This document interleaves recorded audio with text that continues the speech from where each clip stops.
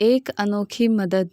ज़रूरतमंद की मदद तो सभी करते हैं और सभी ने की भी होगी, लेकिन इस कहानी में जिस तरीके से मदद की गई है वो तरीका बिल्कुल ही अलग और दिल को छू ले ऐसा है। वो कौन सा तरीका है, आइए जानते हैं। एक लड़का पैदल किसी रास्ते से जा रहा था। उस लड़के ने देखा कि सामने वाले बिजली के खंभे पर कागज़ की पर्ची चिपकी पड़ी है और उस पर्ची में कुछ लिखा हुआ है। वो लड़का थोड़ा नज़दीक जाकर पर्ची में क्या लिखा है वो देखने लगा। उस कागज़ की पर्ची में लिखा था, कल इस रास्ते से गुजरते वक्त मेरे 100 रुपये कहीं गिर गए थे। मैंने ढूंढने की बहुत कोशिश की, लेकिन मुझे वो नहीं मिले। कृपया इस रास्ते पर कहीं भी किसी को भी मेरे 100 रुपये मिले तो इस पते पर पहुंचा देना। पर्ची में उसका एड्रेस भी लिखा हुआ था। लड़के को ये पर्ची पढ़कर उस एड्रेस पे जाने का मन करने लगा। वो लड़का उस एड्रेस पे जाने के लिए आगे बढ़ने लगा। उस एड्रेस पे जाकर लड़के ने देखा कि वहाँ पर एक झोपड़ी है। लड़के ने बाहर से आवाज़ लगाई तो उस झोपड़ी में से एक वृद्ध औरत लाठी के सहारे बाहर आने लगी।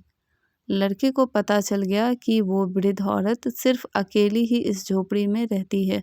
वो लड़के ने उस वृद्ध औरत से कहा कि माँ जी, आपके 100 रुपये जो गिर गए थे वो मुझे मिले हैं, ये रहें आपके 100 रुपये।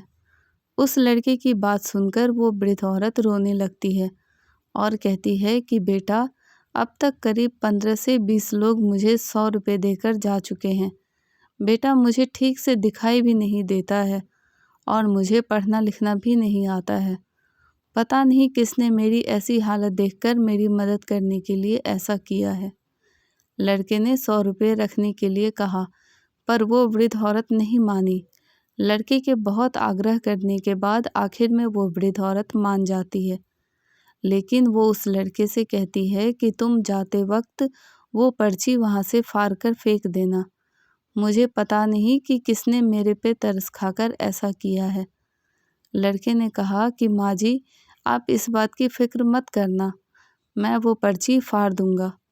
अब वो लड़का उस वृद्ध औरत के घर से निकल जाता है।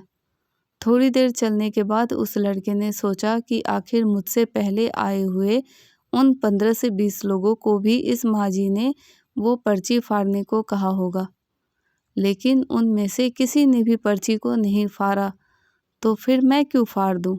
वो लड़का उस पर्ची को बिना फाड़े ही वहाँ से चला जाता है। उस लड़के के मन में उस व्यक्ति के लिए बहुत ही आदर और सम्मान था जिसने ये तरीका ढूंढा था और इस ज़रूरतमंद वृद्ध औरत की मदद की थी। इस कहानी से हमें यही सीख मिलती है कि हमारे मन में सिर्फ किसी ज़रूरतमंद की मदद करने की इच्छा होनी चाहिए, क्योंकि मदद करने के तो बहुत सारे तरीके होते हैं। हम किसी भी तरह मदद कर सकते हैं। आशा करती हूँ कि आपको हमारी कहानी पसंद आई होगी।